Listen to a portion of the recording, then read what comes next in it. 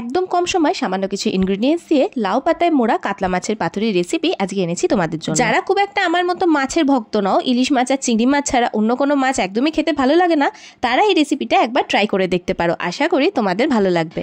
ওকে, তো চলো অনেক কথা হলো, এবার রান্নায় ফেরা যাক। সবার প্রথমে নিয়েছি 3 পিস কাতলা মাছ, যেটাতে নুন হলুদ মাখানো ছিল। আর এখানে সব রকম পিস মেশানো আছে, তোমরা চাইলে শুধুমাত্র পেটির পিস দিয়েও রান্নাটা করতে পারো। এবার চলো পাতুরির মশলাটা বানিয়ে নিই। ভিডিওর প্রথমেই বলেছিলাম খুব সামান্য কিছু ইনগ্রেডিয়েন্টস দিয়ে আজকের পাতুরিটা বানাবো। তো সবার প্রথমে এখানে নিয়েছি কালো সর্ষে আর সাদা সর্ষে। আমি এখানে 2 রকম সর্ষে ইউজ করছি, 1 চামচ করে। এরপর আমি এর মধ্যে দিয়ে দেবো বড় চামচে 2 চামচ পোস্ত। এখানে একটা কথা বলে রাখি, এখন তো সর্ষে পোস্ত বাটা রেডিমেডও কিনতে পাওয়া যায়, তবে আমার মনে হয় খাবারের টেস্ট বজায় রাখার জন্য এগুলো কিন্তু বাড়িতে করে নেওয়াই ভালো। এবার সর্ষে পোস্তর মধ্যে আমি দিয়ে দিচ্ছি 2টো কাঁচা লঙ্কা।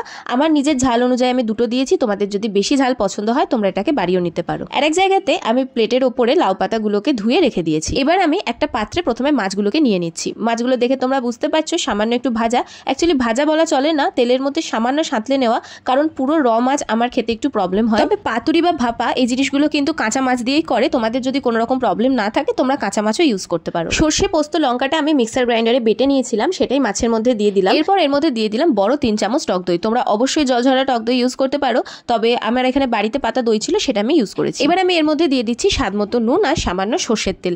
এবার পুরো মিশ্রণটাকে মাছের সাথে ভালো করে মাখিয়ে নিচ্ছি। দেখো এখানে কিন্তু আমি অথেন্টিক পাতুরি রেসিপি ফলো করছি না, আমার কাছে যে কটা ইনগ্রেডিয়েন্টস ছিল আর খুব কম সময় যাতে আমি রান্নাটা করতে পারি সেরকম কিছু চেষ্টা করেছি। তো যাই হোক, ভালো করে মাছগুলোকে মাখানো হয়ে গেছে। এবার যে কাজটা আছে সেটা কিন্তু একটু ট্রিকি। এই লাউ পাতাগুলোর মধ্যে মাছগুলোকে দিয়ে একটু মশলা দিয়ে এটাকে র্যাপ করতে হবে।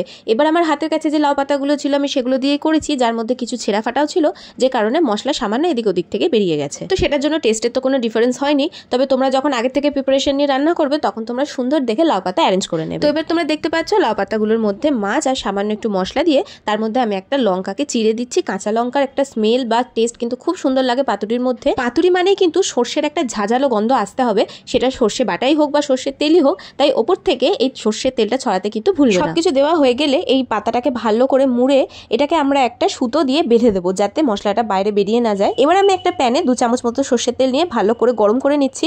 রান্নাটা আমি ইন্ডাকশনে করছি, অবশ্যই গ্যাসেও করা যেতে পারে। তেলটা একবার ভালোভাবে গরম হয়ে গেলে এটাকে কিন্তু মিডিয়াম ফ্লেম করে দিতে হবে।